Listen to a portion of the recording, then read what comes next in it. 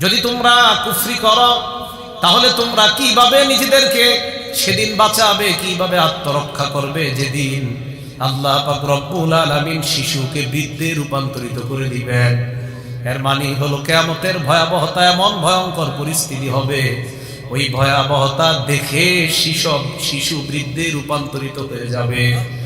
এই দিনের ব্যাপারে এই আয়াতের ব্যাখ্যা আল্লাহ রাসূল সাল্লাল্লাহু আলাইহি ওয়াসাল্লাম বুখারী শরীফের 4741 নম্বর হাদিসের বর্ণনা আল্লাহ রাসূল ওই যে সূরা হজের 1-2 নম্বর আয়াত আর সূরা মুজাম্মিলের 17 নম্বর আয়াতের ব্যাখ্যা বলেন, ওই দিনটা হবে এত ভয়ঙ্কর, আদম নবীকে আল্লাহ ডাক দিবেন। আদম নবী বলবে লাব্বাইক ওয়া সা'দাইকা ইয়া রব, আল্লাহ আমি উপস্থিত আপনার হুকুম পালন করার জন্য। আদম নবীকে বলবেন ইন্নাল্লাহা ইয়া'মুরুকা আন তুখরিজা বাসাম মিন দুররিয়াতিক, আল্লাহ পাক রব্বুল আলামিন আপনাকে হুকুম করছেন আপনি যেন আপনার সন্তানদের মধ্য থেকে মিন কুল্লি আলফিন 1999 জন জাহান্নামের বাহিনী আপনি বের করেন। আদম নবী বলবে আল্লাহ ওয়া মা বাসুন্নার, জাহান্নামের বাহিনীর পরিমাণ কত? আল্লাহ বলবেন মিন কুল্লি আলফিন 999 1999 জন।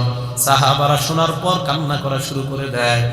এক পর্যায়ে আল্লাহ নবী বলেন কান্না করার কিছু নাই, মিন ইয়াজুজ ওয়া মাজুজ 99 ইয়াজুজ মাজুজের থেকে হবে 999 ওয়া ওয়াহিদুম মিনকুম, আর তোমাদের থেকে হবে একজন। ইয়াজুজ মাজুজের থেকে 999 তোমাদের একজন। আর তিরমিজির বর্ণনায় রাসূল বলেছেন ফায়ুফাজুল আদাদ, আল্লাহ নবী বলেন ইন্নাহা লাম তাকুন নুবুওয়াতুন ক্বাবলাহা ইল্লা বাইনা ইয়াদাইহা জাহিলিয়া, আমার পূর্বে যত নবী দুনিয়াতে আসছে নবুয়ত পাওয়ার আগের যুগটাকে বলা হয় জাহিলিয়াতের যুগ। ফায়ুফাজুল আদাদু মিনাল জাহিলিয়া, জাহিলি যুগ থেকে আল্লাহ পাক রব্বুল আলামিন সংখ্যা নিবে নেওয়ার পর ওই 999 জন পূরণ করতে চাইবেন আল্লাহ। ফাইন তাম্মাত, যদি পূরণ হয়ে যায় ভালো কথা, ওয়া ইল্লা কামুলাত মিনাল মুনাফিকিন, পূরণ না হইলে মুনাফিকদের থেকে নিয়ে আল্লাহ 999 জন পুরা করবেন, আর তোমাদের হবে একজন।